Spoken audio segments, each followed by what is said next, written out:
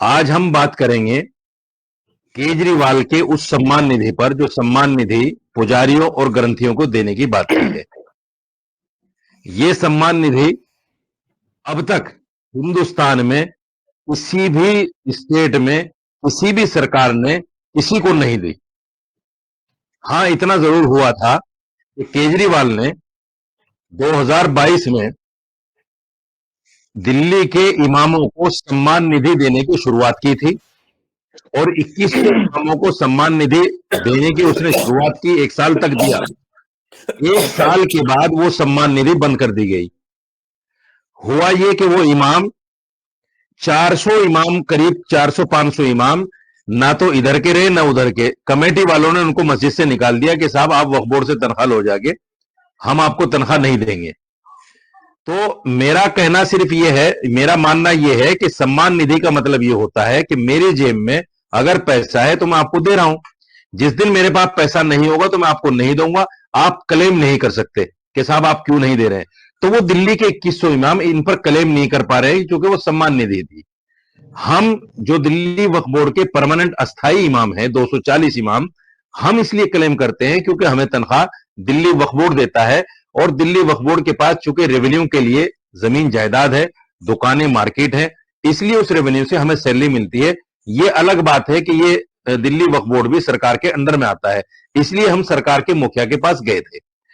तो आज इसी टॉपिक पर हम बात करेंगे। मेरे साथ में एक बड़े सम्मानित, मेरे बहुत अच्छे मित्र चक्रपाणी महाराज जी जुड़े हुए हैं। मैं उनका बहुत बहुत स्वागत करता हूं क्योंकि बहुत दिनों के बाद ये मेरे हाथ आए हैं। और मेरे साथ में फाजिल भाई जुड़े हुए हैं, इनकी भी बड़ी गहरी नजर है सियासत पर। तो मैं दोनों लोगों का शुक्रिया अदा करता हूं, इस्तकबाल करता हूं अपने चैनल पर। और महाराज जी, आप ही से पहला सवाल करता हूं कि आप तमाम हिंदू धर्म गुरुओं में सबसे पहले धर्म गुरु हैं जिन्होंने केजरीवाल की खुलकर हिमायत की कि ये जो सम्मान निधि केजरीवाल ने दी है, ये बहुत बड़ा काम केजरीवाल ने दिल्ली में पुजारियों और ग्रंथियों के लिए कर दिया है। तो आप इसको कैसे देखते हैं और क्यों इसकी खुशी आपको है कि भाई ऐसा हो गया है? तो देखिए, तो मौलाना साहब, आपके चैनल के माध्यम से मैं समस्त देशवासियों को आज अंतर्राष्ट्रीय नव वर्ष की बहुत बहुत मंगल कामना करता हूं कि जी, सभी के शुक्रिया जीवन आप। में सुखमय रहे। देखिए, मूल विषय यह है कि हम काफी समय से ये 20-25 वर्षों से कम हमें याद है कि जितने भी सरकारें रही, शीला दीक्षित थी उस समय भी, उसके पहले और भी जो भी, हमेशा हम ज्ञापन केंद्र सरकार में देते रहे हैं, प्रदेशों में देते रहे हैं और ये जी, मांग करते रहे कि देखिए, यह देश अगर सेकुलर है, सबका अधिकार है, तो इमाम का तो कई जगह वेतन मिलता है, तो आखिर जो पुजारी का क्यों नहीं? क्योंकि जो इमाम अगर वो मस्जिद में नमाज पढ़ाते हैं, अगर वो धार्मिक वो है, आचार्य है, तो हमारे पुजारी भी अपने मंदिर में पूजा करते हैं और लोगों में धार्मिक प्रचार प्रसार करते हैं। तो सबको बराबर का अधिकार होना चाहिए। लेकिन बड़ा दुर्भाग्य की बात है कि आजादी के बाद से सबसे ज्यादा अगर किसी के साथ अन्याय हुआ तो वो पुजारियों के साथ हुआ, वो ब्राह्मणों के साथ हुआ, अर्चकों के साथ हुआ, मंदिरों के साथ हुआ, मठ मठ और आश्रमों के साथ हुआ, गुरुकुलों के साथ हुआ। आज देखिए, गुरुकुलों की स्थिति इतनी दयनीय हो गई। हमारे जितने बड़े-बड़े मंदिर हैं, जहाँ पे लोग चढ़ावा देते हैं, और चढ़ावा इसलिए देते हैं मंदिर में कि हमें स्वर्ग मोक्ष की कामना के देते हैं, मंदिर के विकास के लिए देते हैं, सनातन के विकास के लिए, लेकिन उसका एवज में सरकार उसको अधिग्रहित कर लेती है और उस पैसे को मनमाने जगह पे, जहाँ पे इच्छा होती है, प्रयोग करती है। तो मेरा ये मानना था कि इतने हमारे बड़े-बड़े धनाढ्य मंदिर कहने को है, लेकिन वहाँ पे जो भी पुजारी है, वो कहीं न कहीं जो हमारे मठ मंदिर और जो जीर्ण-शीर्ण अवस्था में है, वहाँ पे तो सरकार कुछ सहयोग करती नहीं और ऊपर से जो है बड़े जो मंदिरों को हमारे अधिग्रहित कर लेती है। तो ये मेरा मानना था कि कम से कम जो इमाम को वेतन मिलता है, हम नकारात्मक सोच नहीं रखते, हम चाहते हैं सबके परिवार है, सबके खर्चे हैं अपने, तो अगर इमाम के मिलते हैं तो आखिर पुजारियों को के साथ अन्याय क्यों हो रहा है? उनको भी मिलना चाहिए, सबको मिलना चाहिए। तो पहले पिछली बार भी हरियाणा सरकार से भी हमने वो किया था और हमारे कई लोगों ने वहाँ पे पत्र भी दिया था और मुझे याद है कि 2014 में जब सबसे पहले केंद्र में सरकार बनी तो मुझे बड़ा प्रसन्नता हुई कि बीजेपी बनी है तो कुछ होगी। और मुझे मैं आपको बताना चाहता हूँ कि माननीय राजनाथ सिंह जी गृह मंत्री थे, उनसे मैं मिलके ज्ञापन भी दिया और मैंने कहा कि देश के पुजारियों को के लिए एक मानदेय या एक वेतन की व्यवस्था होनी चाहिए, क्योंकि आर्थिक रूप से बहुत ही वो सुदृढ़ नहीं है, जिससे परिवार चलाना मुश्किल है, शिक्षा बच्चों को देना मुश्किल है और कई प्रकार की अव्यवस्थाएँ आती है। तो उन्होंने कहा कि ठीक है, मैं इस पे विचार करेंगे, लेकिन कुछ हुआ महाराज नहीं, सरकारें कितनी महाराज आईं? महाराज एक सवाल है मेरा इसमें। देखिए, हुँ। इमामों को वेतन इसलिए मिलता है, मैं आपकी बात को नहीं काट रहा हूं, बल्कि आपकी बात को आगे बढ़ा रहा हूं। इमामों को वेतन इसलिए मिलता है क्योंकि इमाम दिल्ली वक्फ बोर्ड से सैलरी पाते हैं और दिल्ली वक्फ बोर्ड की अपनी प्रॉपर्टियां हैं, उनका रेवेन्यू है। उनसे रेवेन्यू जो मिलता है, हमें उससे तनख्वाह दी जाती है। जैसे अभी एक सनातन बोर्ड की मांग उठी थी, सनातन बोर्ड तो बना नहीं, तो सैलरी तो आपको मिल नहीं सकती पुजारियों को, इसलिए नहीं मिल सकती क्योंकि बोर्ड नहीं है। पहले तो आप लोगों को बोर्ड की मांग करनी पड़ेगी। बोर्ड की मांग उठी थी, वो ठंडे बस्ते में चली गई। नहीं, उस पर क्यों मेहनत नहीं हो रही है? आपको नहीं, आपको जी, मैं बताना चाहता हूँ कि अभी जो सरकार आंध्र जी, प्रदेश में बनी है, चंद्रबाबू नायडू, उन्होंने देना शुरू भी किया है, कर्नाटक में भी शुरू हुआ है। तो अगर जो देखिए कोई चीज़ की प्रक्रिया होती है, आप बिल्कुल सही कह रहे हैं कि वक्फ बोर्ड देती है, अगर दिल्ली में भी कुछ होगा, तो दिल्ली के पहले उसके पहले बोर्ड बना के करके देना जी, पड़ेगा या कुछ प्रक्रिया अपनाएगी सरकार जी, या तो रजिस्ट्रेशन कराएगी।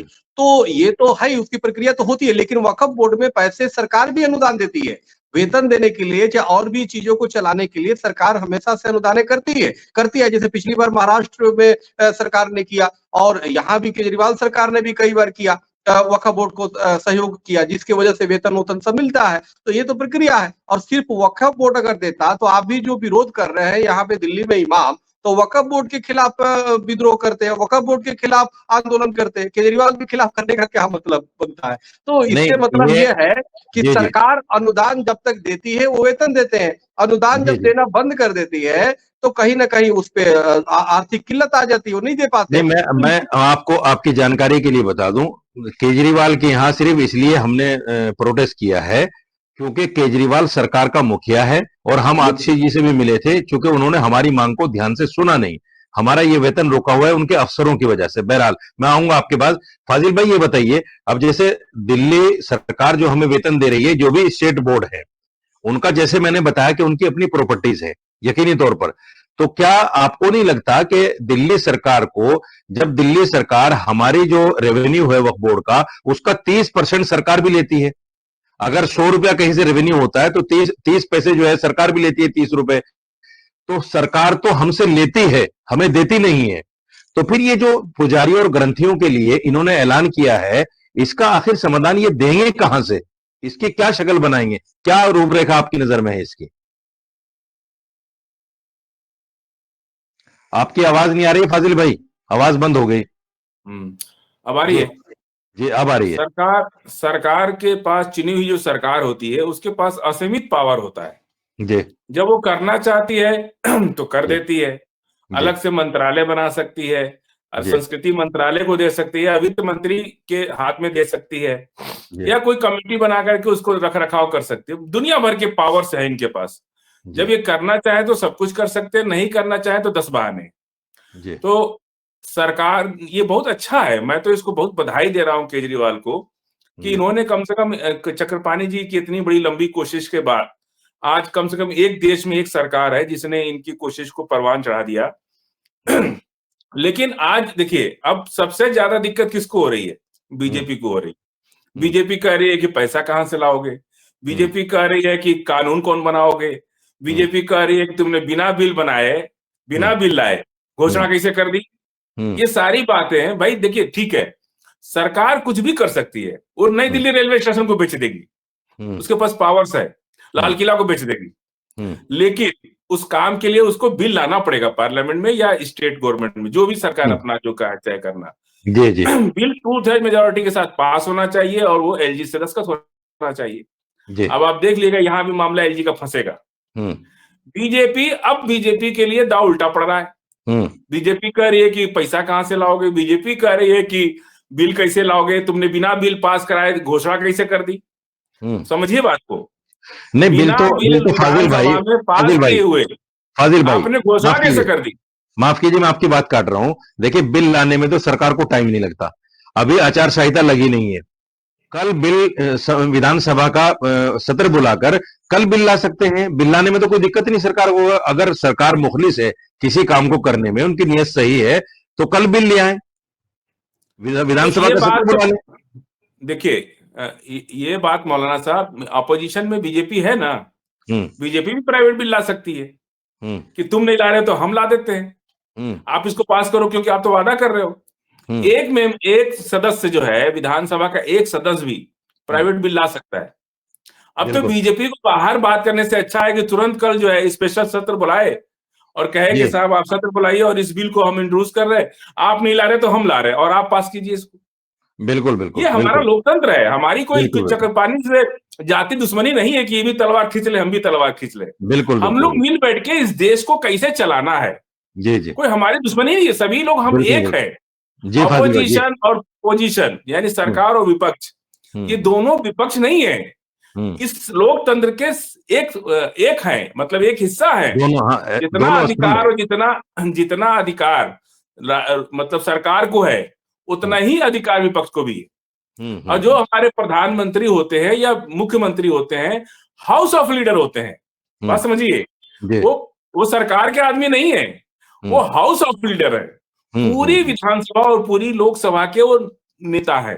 वो विपक्ष को अपने से अलग नहीं समझना चाहिए, उनको विपक्ष को भी अपना समझना चाहिए। कभी भी हम प्रधानमंत्री को हाउस ऑफ लीडर कहते हैं, मुख्यमंत्री को हाउस ऑफ लीडर कहते हैं, वो ठीक है, यही तो लोकतंत्र है ना सर। मैं आऊंगा दूसरे सवाल के साथ आपके पास। महाराज एक चीज बताइए, मेरे जहन में कुछ चीजें हैं। एक चीज तो ये है कि सरकार को विधानसभा में बिल लाकर बाकायदा पुजारी और ग्रंथियों के लिए एक सैलरी तय करनी चाहिए, क्योंकि सैलरी और सम्मान निधि में फर्क है सर। सम्मान निधि का मतलब यह है मेरी जेब में पैसा है मैंने दे दिया, और सैलरी का मतलब यह है कि भाई अगर देना है तो देना है, फिर उसके लिए हम उसका मुतालबा भी कर सकते हैं। अगर सम्मान निधि होगी तो मुतालबा नहीं कर पाएंगे। तो आप क्या समझते हैं, सैलरी होनी चाहिए पुजारियों की या सम्मान निधि भर से काम चल जाएगा? देखिए, जो मैंने पेपर में पढ़ा है, उन्होंने वेतन देने की बात की कि 18,000 रुपये महीना पुजारी और ग्रंथियों को 18,000 रुपये महीने वेतन देंगे। तो कहीं ना कहीं वेतन की बात किया है। अब जो आप बता रही है टेक्निकल भाषा है, अब वो क्या कर रहे हैं वो आगे की बात है, लेकिन अगर मंशा साफ है, मूल विषय ये है कि देखिए जो धार्मिक रूप से जुड़ा हुआ आज सबसे ज्यादा स्थिति जो खराब है ना, वो जो धर्म से जुड़े हुए लोग हैं, जो निचले स्तर पे जो छोटे छोटे मठ है, मंदिर है, वो है, तो वहां पे स्थिति बहुत, उनको कोई पूछने ही वाला नहीं है। राजनीतिक अपनी वो चल रहा है, लोग अपने राजनीतिक वो में देख करके जहाँ पे जाति के नाम पे चाहे अन्य चीजों पे लोग देते हैं सुविधाएं, लेकिन उनको कोई पूछ नहीं रहा। इसलिए मैं माननीय अरविंद केजरीवाल जी को धन्यवाद दिया कि कम से कम उनका उधर सूद आया, धार्मिक लोगों की तरफ उनका दृष्टिकोण गया, क्योंकि हमारे पास तो रोज ही फोन आते हैं और कितने लोग हर हफ्ते मिलने आते हैं अर्चक पुजारी, जिनकी बहुत दयनीय स्थिति खराब होती है। और मैं खुद जाकर के महाराज कुछ राजनीतिक विश्लेषकों का, मेरी भी कल बात हुई उनसे, उनका कहना यह है कि क्योंकि दिल्ली के अंदर केजरीवाल से मुसलमान वोट कहीं ना कहीं कांग्रेस की तरफ खिसक रहा है, तो उस कमी को पूरा करने के लिए केजरीवाल जी ने हिंदू और सिखों को साधने के लिए एक राजनीतिक शोषा छोड़ा है। और इलेक्शन के बाद में एक नया शोषा आपको सुनने को मिलेगा कि साहब एलजी ने हमारी इस फाइल को पास नहीं किया, इसलिए हम दे नहीं पा रहे हैं। मौलाना साहब एक बात है कि देखिए, ऐसा है, आखिर कांग्रेस को किसने रोका है, बीजेपी को किसने रोका है? जो फाजिल भाई ने कहा, आखिर बीजेपी को कितने रखा है? अभी भी विपक्ष में वो है, वो ला करके कुछ लाए या कोई बयान दे। एक हो ना गाना कि पल भर के लिए कोई मुझे प्यार कर ले, झूठा ही सही। हम तो पुजारियों के लिए सोच रहे थे कम से कम झूठा ही सही कुछ तो बोला, तो आशा की किरण तो दिखाई दिया। हम तो अपने फायदा देखते हैं, चाहे कोई किसी को भी एक वर्ग को अगर लाभ मिल रहा है, वो वंचित वर्ग आज लाखों लाखों करोड़ रुपया बड़े बड़े उद्योगपति ले जा रहे हैं, गटार जा रहे हैं, लेके भाग जा रहे हैं, और हमारा एक धार्मिक व्यक्ति जो है रोटी के लिए मोहताज है। तो ये अन्याय नहीं। इस पे अगर ध्यान गया केजरीवाल जी का तो ठीक है, चुनाव में ही अगर ध्यान गया तो मैं उसको बधाई दूंगा। और मैं तो चाहता हूं इस पे रीच मत करो, बल्कि रेस करो। अगर वो इतना बोल रहे तो दूसरे और वो घोषणा कर दे, और जगह जहां सरकार है बीजेपी की वहां पे दे दे, केंद्र में है वहां से घोषणा कर दे। मैं तो चाहता हूं और सबके लिए करे, सभी धर्म गुरुओं के लिए कर दे, सभी जो ग्रंथी और पुजारी जो इमाम को देते हैं सबको बराबर कर दे। सबकी पूरे देश में एकदम राष्ट्रीय स्तर पे कानून बना के कि जो लोग हैं और उनको राष्ट्रीय स्तर पे जो सेवाएं हैं वो लेना चाहे वो ले, उनकी एक वो करके। तो मूल विषय ये कम से कम हमारी ये नहीं रहेगा ना कि जो 20 साल से धर्म के कार्य में जुड़े हुए हैं और वो रोटी के बिना मोहताज तो नहीं है, आखिर वो जाएंगे कहाँ? वो हमारे समाज के वो अंग है। कम से कम वो शराब छुड़ाने की बात करते हैं, कम से कम वो समाज को संस्कार देने की बात करते हैं, कम से कम वो चरित्रवान बनने की बात करते हैं। वो तो ये नहीं कहते ना कि हाँ जी, कोई भी धर्मगुरु ये नहीं कहता कि जी खूब शराब पियो, खूब बाई वो करो, लफंगई करो।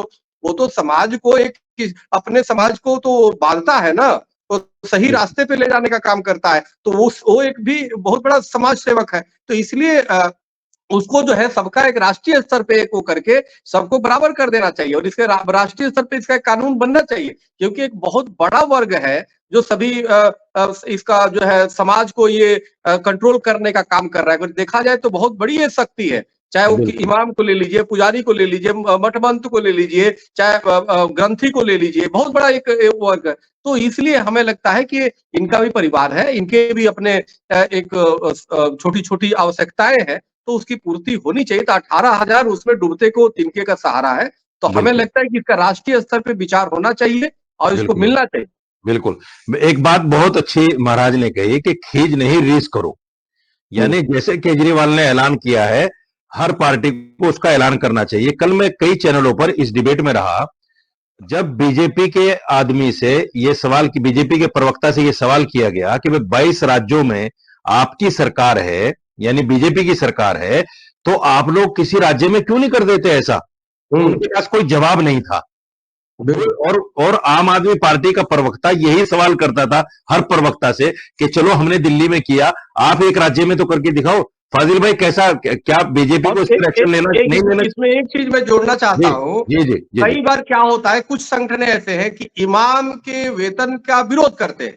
तो मैं ये कहता हूँ भाई, किसी का वेतन को क्यों विरोध कर रहे हैं? जो भी मिल रहा है तो हम अपनी बात करें, हम अपनी मांग करें। जो पुजारियों की बात है, आप सकारात्मक करो ना। किसी को अगर कुछ पैसे मिल रहा है तो उसका परिवार उससे चल रहा होगा, उसके पॉकेट में जाएगा, तभी तो अपनी जरूरतमंद पूरा करेगा। तो मूल विषय ये हमें सकारात्मक सोचने वाली बात है कि हम तो सबको जो भी धर्म इससे जुड़ा हुआ है, मंदिर, मठ और गुरुद्वारे और चर्च या जो भी मस्जिद से जुड़ा हुआ है, सबको जो जुड़ा हुआ है उसको दिया जाए। एक राष्ट्रीय स्तर पे इस पे विचार की बात है, प्रदेशों पे तो हो रहा है। ये बहुत बड़ी चीजें होंगी कि सबको बराबर कर दो, एकदम सबको राष्ट्रीय स्तर पे रजिस्ट्रेशन करके देना शुरू करो। बिल्कुल। तो कहीं ना कहीं समाज में एक बहुत बड़ा एक क्रांति होगी और अच्छा कार्य होगा। तो फाजिल भाई, मैंने जो सवाल किया, जैसे बीजेपी आम आदमी पार्टी के प्रवक्ता हर बीजेपी के प्रवक्ता से ये सवाल कर रहे हैं कि 22 राज्यों में आपकी सरकार होने के बावजूद किसी भी एक राज्य में पुजारियों को, ग्रंथियों को नहीं दिया जा रहा है, तो उन पर कोई जवाब नहीं है। आप क्या कहेंगे इस बारे में? क्या बीजेपी को इसके लिए कदम उठाना चाहिए या नहीं उठाना चाहिए? देखिए, 22 राज्य में क्या करेंगे, वो तो दिल्ली में ही विरोध में, अंदरूनी विरोध उनका कर रहे हैं। वो उनको ये लग रहा है कि मेरी जमीन ये ले गए, मतलब माल पकाया हमने और उठा के ये ले गए। समझ रहे हैं आप? बिल्कुल। तो बीजेपी क्या कह रही है इस समय? बीजेपी ये कह रही है कि भाई वो करेंगे कैसे, लाएंगे कहां से पैसा?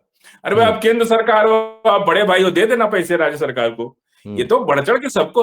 और एक चीज चक्रपाणी जी ने बहुत अच्छी कही, पहले भी हम लोग इस बात से कभी कभी ला इत्तेफाक हो जाते हैं टीवी पर कि भाई आप ठीक है, आप मांगो पुजारी का पैसा, फादर का पैसा मांगो, लेकिन मुसलमान का नाम नहीं लेना चाहिए कि आप मुसलमान को देते हैं, हमको भी दीजिए। आप मांगिए, बल्कि ये कहिए कि साहब 25,000 कर दीजिए, मुसलमान का भी और हमारा भी। बात समझ रहे हैं? यहाँ बीजेपी ये चाहती है कि यहाँ हिंदू मुसलमान हो जाए, कि साहब आप मुसलमान को दे तो मुसलमान झंडा ले खड़ा हो जाए कि हम क्यों इनको दे रहे हो, हमारा हक है इसमें, हम वक्फ बोर्ड के मालिक है, इनका सनातन बोर्ड बनाओ। अरे क्या बनाओ सनातन बोर्ड? सरकार का सही का चक्रपाणी जी ने हजारों करोड़ रुपया तो देश लेके भाग गए, और कितना पैसा डूब गया, 16 लाख करोड़ कितना डूब गया सरकार का पैसा। अगर कुछ पैसा पुजारी को दे देते हैं या जो भी है, जितने भी धर्म के लोग हैं, हमारा देश तो धार्मिक देश है, इतना मंदिर मस्जिद जितना दुनिया में कहीं नहीं है जितना हमारे यहाँ है। और हिंदू में भी कई पंथ हैं, मुसलमान में भी है, सिख में भी है, ईसाई में भी है। तो सब लोग तो यहाँ तो पुलिस हटा दिया जाए तो भी इस देश की स्थिति खराब नहीं होगी, क्योंकि यहाँ लोगों को धर्म नियंत्रित करता है। हमारे यहाँ धर्म लोगों को नियंत्रित करता है।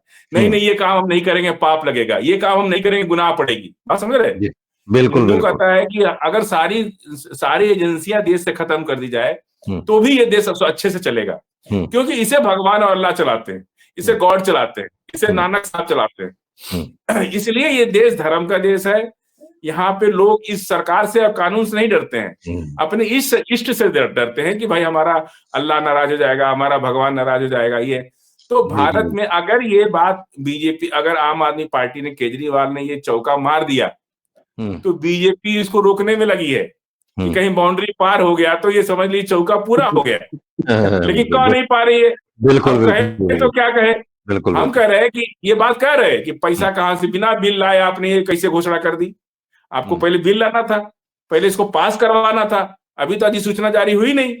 बिल्कुल बिल्कुल। तो ये बात आप एक कितने, 2 मेंबर तो है ना इनके पास, 3 मेंबर है, तीन लोग हैं, 3 है, तो तीनों मिलकर के विपक्ष का नेता भी तो बिल ला सकता है। ऐसा थोड़ी है कि सिर्फ सत्ता पक्ष का ही ला सकता है। बिल्कुल। आपको बजाय ये बात कहने के, कल आप स्पीकर को नोटिस दीजिए कि भाई हम सत्र को बुलाना चाहते हैं, आकस्मिक जो है इमरजेंसी सत्र बुलाइए और इस बिल को पेश कर दीजिए। उसके बाद केजरीवाल क्या करते हैं खुद ही समझ में आ जाएगी दुनिया के। इतना लंबा चौड़ा बात करने की जरूरत ही क्या है? महाराज एक आखिरी सवाल आपसे, महाराज एक आखिरी सवाल, मैं प्रोग्राम को बाइंड करना चाहता हूं। ये बताइए, इन्होंने पुजारियों और ग्रंथियों के लिए ऐलान किया है, पादरियों को छोड़ दिया, ऐसा क्यों किया केजरीवाल ने? मैं समझता हूं कि ईसाई भी हमारे देश का हिस्सा हैं, ईसाई भी दिल्ली के वासी हैं, उनके भी यहाँ वोटर आईडी कार्ड बने हुए हैं, वो भी देश में कुछ ना कुछ, देखिए जहां जो गलतियां हैं वो तो सब जगह हैं, थोड़ी थोड़ी गलतियां, लेकिन उसको उनको इस तरह से निगलेक्ट कर देना, मैं समझता हूं, आप क्या समझते हैं उसको? मेरी नजर में तो अच्छा नहीं है। आप क्या देखते हैं उसको? उनको छोड़ना चाहिए क्या उनको भी मिलना चाहिए? नहीं, देखिए हर जरूरतमंद को मिलना चाहिए। और सवाल इस बात का, मैं शुरू से मैंने ये बताया है, हमने कभी ये विरोध नहीं किया कि किसको मिल रहा है। हम ये हमेशा मांग करते रहे कि भाई हमें भी दो, या जो इस समाज के लोग हैं हमारे पास जो आ रहे हैं, जो पीड़ा अपनी व्यथा कर रहे हैं, इसमें भी आर्थिक रूप से कमजोर लोग हैं, इनके भी दो, और हटाओ किसी को मत। मैं तो सबका चाहता हूं, क्योंकि हमारा धर्म गुरु जब मजबूत होगा, हमारा पुजारी अर्चक या वो मजबूत होगा, तो हमारा समाज मजबूत होगा। आजिल भाई की बात बिल्कुल सही है कि अगर जो हमारी जो देश चल रहा है, ये धर्म गुरुओं से चल रहा है। हर लोग अपने अपने आस्था से चला रहे हैं। वो समझते हैं कि भाई ये हमें करना पाप पड़ेगा, हम इससे नरक में चले जाएंगे। वो समझता है कि, और उसको कौन संस्कार दिया? उसको धर्म गुरुओं ने दिया है। तो ये जरूरी है, ये बहुत बड़ा, मैंने पहले ही कहा कि समाज का कार्य वो कर रहे हैं। तो अगर जो इसको ये समझेंगे तो देंगे। और बिल्कुल आपकी ये बात ठीक है कि सबको, मैं तो कह रहा हूँ कि राष्ट्रीय स्तर पे इसको चिंतन का विषय है, और माननीय अरविंद केजरीवाल जी ने इसको उठाया, इसके लिए मैं उनको धन्यवाद दूंगा। लेकिन सभी पार्टियों को इस पे गंभीरता से सोचना चाहिए, और किसी को छोड़े जाने का मैं समर्थक नहीं हूँ कि किसी को भी छोड़ दिया जाए, चाहे पादरी हो या मौलाना हो या पुजारी हो या कोई भी हो। तो इसलिए हमें लगता है कि सबके बारे में चिंतन करना चाहिए, सरकार की जिम्मेदारी है, आखिर वो कहाँ जाएंगे। तो इसलिए सबको अब एक नियम बना करके सबको एक बराबर का वो कर दिया जाए, तो वो ठीक रहेगा। और जो आपने बताया कि वक्फ बोर्ड से रेवेन्यू आता है, तो उसी प्रकार से मंदिरों से भी बहुत ज्यादा रेवेन्यू आता है, जो मंदिर सरकार ने अधिग्रहित किया है। आप बताइए, और अब हजारों हजारों करोड़ आता है, और वो कहाँ जाता है वो समझ में नहीं आता है। कम से कम अगर रोडों उस पे खर्च किया जाए तो वही बहुत इतने पैसे आ जाए, लेकिन सरकारें उसको अपने पास दबा लेती है और इसके वजह से और मंदिर और मठ जो है जीर्ण शीर्ण पड़े रहते हैं, गुरुद्वारे और ये गुरुकुलों की स्थिति इतनी दयनीय है। हम तो जाते हैं, हर जगह देखते हैं कि उसके छत के प्लास्टर ही नहीं है, तो कहीं बच्चे अब टूटते जा रहे हैं। जब तक गुरुकुल में जो पढ़ाई होगा तो उसके बच्चे जो निकलेंगे राष्ट्रवादी निकलेंगे, उसके बच्चे निकलेंगे वो धर्म के कार्य करेंगे, देश नहीं पूरे विश्व में जाएंगे, अपना सनातन का प्रचार करेंगे। उसी प्रकार से अन्य भी मजहबों में, संप्रदायों में है, वो बच्चे जब जाते हैं तो कम से कम धर्म का कार्य करेंगे। तो मूल विषय यह, हमें इस चीज को देखना होगा। हम सिर्फ नौकरी के लिए कार्य नहीं करते, जो बच्चे हैं वो समाज का कार्य करते हैं, और वो उनका धर्म के धार्मिक व्यक्ति के रूप में वो अपना समाज का ही सेवा करते हैं, कहीं भी जाते हैं विश्व की सेवा करते हैं। तो ये जरूरी है कि हमें उनको मजबूत बनाना पड़ेगा। वो एक गाइडलाइन सरकार बनाए, और गाइडलाइन बना करके उनकी एक अलग से व्यवस्था करे, सबको बराबर कर दे। मेरा तो मानना है कि सभी को वो करना चाहिए। बिल्कुल, कुल मिला के अगर सरकार की नीयत ठीक हो, सरकार चाहे वो केंद्र की हो या सरकार स्टेट की हो, अगर उसकी नीयत सही है तो वो बहुत कुछ कर सकती है। विधानसभा का स्पेशल सत्र बुलाकर इसको बाकायदा नोटिफाई करा सकती है, इसको बाकायदा वेतन के रूप में, सैलरी के रूप में दे सकती है। और मैं समझता हूं चक्रपाणी महाराज जी, मैं आपकी तरफ से एक बात कह रहा हूं कि मैं इस हक में नहीं हूं कि अनुदान दिया जाए, सम्मान निधि दी जाए, बल्कि मैं इस हक में हूं कि उनको सैलरी दी जाए, वेतन दिया जाए, ताकि कल आने वाले वक्त में अगर सरकार उस वेतन को, उस अनुदान को, उस सम्मान निधि को रोकती है तो हम खड़े होकर ये कह सकें कि हमारी ये वेतन रोका ना जाए। क्योंकि सम्मान निधि का मतलब ये होता है कि सरकार जब चाहे रोक दे, उसका मुतालबा नहीं किया जा सकता। तो मैं अपनी तरफ से और मुसलमानों के तर्जुमान होने की नीयत से ये कहना चाहता हूं कि पुजारियों को और ग्रंथियों को और पादरियों को सबको बाकायदा एक कानून लाकर, जैसे महाराज चक्रपाणी जी ने कहा है, एक कानून लाकर पूरे देश में वेतन दिया जाए। और मंदिरों से जो कुछ रेवेन्यू होता है या वक्फ बोर्ड से जो कुछ रेवेन्यू होता है या पुजारी ईसाइयों के यहां से भी, गुरुद्वारों से भी कुछ ना कुछ रेवेन्यू सरकार लेती होगी, जीएसटी के नाम पर ही सही, फला के नाम पर ही सही। तो वो जो रेवेन्यू होता है उसके जरिए से उस पैसे को आप ग्रंथियों पर, पुजारियों पर, पादरियों पर और इमामों पर लगाए, ताकि ये देश उन्नति कर सके, तरक्की कर सके। क्योंकि जो भी झगड़ा होता है वो कहीं ना कहीं भुखमरी में, महंगाई में, परेशानी में, दिक्कतों में होता है। अगर सब खुशहाल होंगे तो कोई एक दूसरे पर लानतान नहीं करेगा और ये देश खुशहाल होगा। पूरी दुनिया में जो इसकी मिसाल मानी जाती है कि हिंदुस्तान सर्वधर्म होने के बावजूद एकता के साथ और प्यार मोहब्बत के साथ रहता है, ये देश और ज्यादा तरक्की करेगा। बहुत बहुत शुक्रिया आप दोनों मेहमानों का, और खासतौर से चक्रपाणी महाराज आपका बहुत शुक्रिया। आप पहली बार मेरे चैनल पे आए हैं, मुझे उम्मीद है कि फिर मैं आपकी सेवा लूंगा और आप मुझे इनकार नहीं करेंगे। जी जी, धन्यवाद। बहुत बहुत शुक्रिया फाजिल भाई, आपका भी बहुत